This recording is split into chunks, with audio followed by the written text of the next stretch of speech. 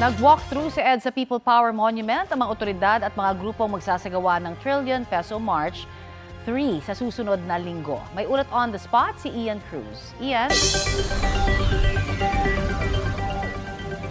Yes, Connie, tinatayang nasa 20 to 50,000 nga ang pinaghahandaang bilang ng mga tao na posibleng dumalo sa ika-40 anibersaryo ng EDSA People Power. Ito nga ang naging pagtataya ng Department of Public Order and Safety ng Quezon City base sa kanilang preparasyon. Kanina nga ay nagsagawa ng coordination meeting ang mga magsasagawa ng programa sa EDSA People Power Monument sa pangunguna ng apo ni Cory at Ninoy Aquino na si Kiko Aquino D ng Buhayin ang People Power Campaign Network, Judy Miranda, Secretary General ng Partido Manggagawa, Retired Police General Elmo San Diego ng QCD POS at MMDA GM Nicolas Torre III. Nag-walkthrough din sila sa White Plains Avenue kung saan inaasahang ilalagay ang stage ng programa pati na sa mismong People Power Monument. Sabi ni San Diego, tanging dito lamang sa People Power Monument nagbigay ng permiso ang Quezon City Hall para sa pagdiriwang ng EDSA People Power Revolution.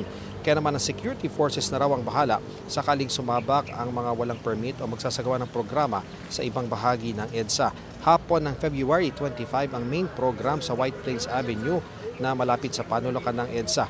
Tinagurian itong Trillion Peso March 3, Tayo ang People Power. Alas 6 ng gabi naman ay magkakaroon ng misa sa EDSA Shrine na pangunguna ni Archbishop Soc Villegas.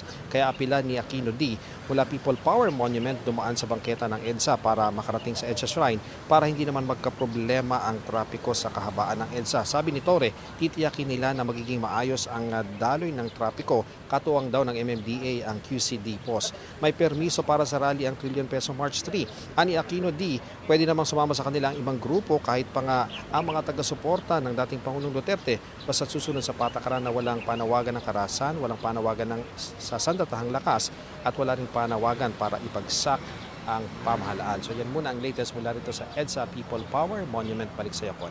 Maraming salamat, Ian Cruz.